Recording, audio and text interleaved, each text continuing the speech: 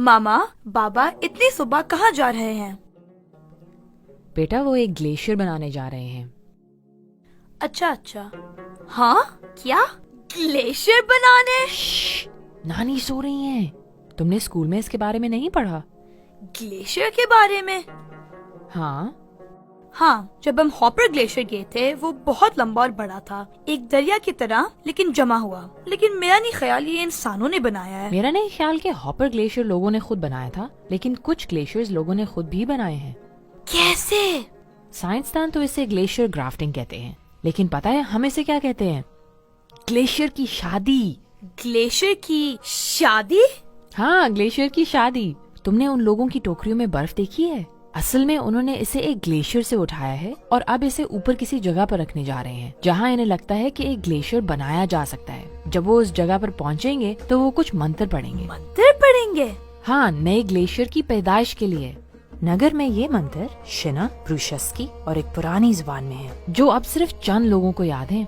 ये मंत्र इसलिए पढ़े जाते हैं ताकि शरारती परियां इससे दूर रहें और सिर्फ अच्छी परियां ही अपनी जादू से इस बर्फ को ग्लेशियर बना सकें। ओह नो मामा, मैं डॉक्टर को बुलाने लगी हूँ, आपको चेकअप की जरूरत है। यकीन करो, शायद हमारे बड़ों का ये काम तुम नई नस्ल को अजीब लगे, लेकिन इसमें बहुत हिकमत है जिसकी तुम लोगों को आहिस्ता आहिस्ता समझ आएगी। ठीक है, लेकिन बर्फ का एक टुकड़ा ग्लेशियर कैसे बन सकता है?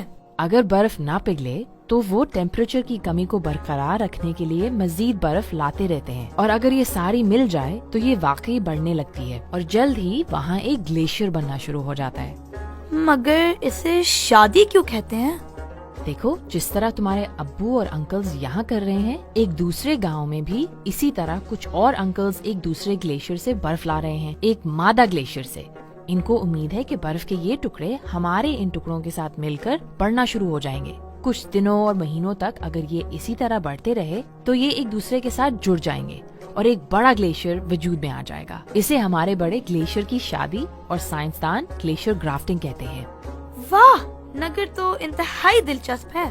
नहीं, ये सिर्फ नगर में ही नहीं होता, बल्कि ये गिलगित बल्तिस्तान की बुलंद वादियों में हर जगह ही होता है। शायद प्रूशस्की या शिना की बजाय वो अपनी जुबान में मंत्र पढ़ते हों, लेकिन हमारी तरह अभी तक वो भी पुरानी जुबान ही इस्तेमाल करते हैं। लेकिन ये रिवायत आई कहाँ से और ये पुरानी जुबान है क्या? तुम्हें करीमाबाद वाला बलतित किला याद है? कौन वाला? हाँ, कहा जाता है कि ये तिब्बत की किलों की तरह नजर आता है। बिल्कुल उन्हीं की तरह बलतित किले की तामीर में भी लकड़ी और पत्थर का इस्तेमाल किया गया है, जिसकी वजह से यहाँ अक्सर आने वाले जल्जलों और लैंडस्लाइड्स के बावजूद ये महफूज रहता है।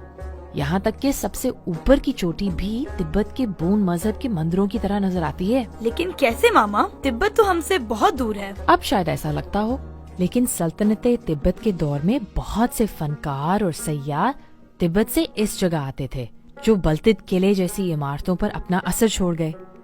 कुछ लोग कहते हैं कि सल्तनते तिब्बत से ताल्लुक की बुनियाद पर ही गिलगित बल्तिस्तान में इतने मुख्तलिफ गिरोह हैं जिन्होंने जदीद साइंस की मदद के बगैर ग्लेशियर ग्राफ्टिंग जैसी रवायात को बरकरार रखा।